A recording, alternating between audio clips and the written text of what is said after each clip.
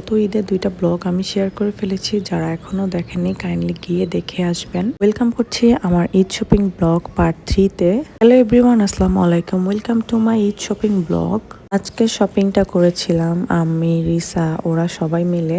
রিসার জামা কিনতে ফার্স্টে আমরা চলে গিয়েছিলাম সীমান্ত সম্ভারে ঢুকেই আমরা ফার্স্ট ফ্লোর থেকে জামা দেখা স্টার্ট করে দেই।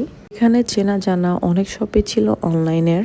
এই জামাগুলো আমার ভালো লাগছিল, বাট ও বলছিল এগুলো নাকি বিয়ে বাড়ির জামা লাগছিল ওর কাছে। দেন এখন আমরা সম্পূর্ণটাই ওর উপরে ছেড়ে দেই যে ও যেটা পছন্দ করে ওটাই ওকে নিয়ে দেওয়া হবে। ও চাচ্ছিল একদম শর্টের মধ্যে এখন যে ট্রেন্ডি যে ড্রেসগুলো বের হয়েছে ওইগুলো কিনতে।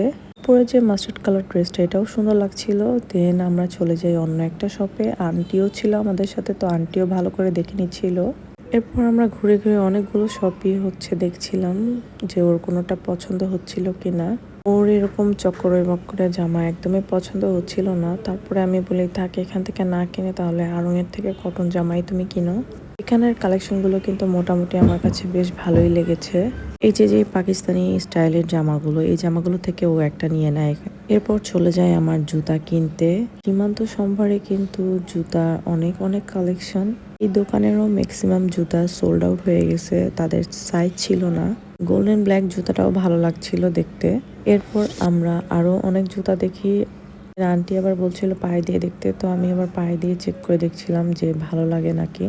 আমি একটার পর একটা ট্রায়াল দিয়ে যাচ্ছিলাম যে কোনটা ভালো লাগে পায়ে। জুতা কেনা শেষ হয়ে গেলে রাস্তায় বের হতেই দেখতে পাই অনেক সুন্দর সুন্দর কয়েকটা ফুলের দোকান। দেখে মনে হচ্ছিল সবগুলো একবারে নিয়ে যাই। এর সাথে কিন্তু সানফ্লাওয়ারও ছিল। এরপর এখান থেকে বের হয়ে কিন্তু আমরা আড়ং থেকেও রিচার জন্য একটা জামা কিনি। ওইটার ক্লিপ আর আমার নেওয়া হয়নি। তারপরে বেলি রোডে চলে এসে আমরা একটা মেলাতে ঢুকি। এটা হচ্ছে মহিলা সমিতি মেলা। এটা সারা বছরই থাকে। এটা নিয়ে আমার কিন্তু একটা ব্লগও আছে। এখানে কয়েকটা জুয়েলারি পছন্দ হচ্ছিল, দেন বেবিদের কিছু রেগুলার ওয়ারের জামাও নিয়ে নিলাম। আজকের মতো ভিডিওটা এখানেই শেষ করছি। সবাই ভালো থাকবেন, সুস্থ থাকবেন। আল্লাহ হাফেজ।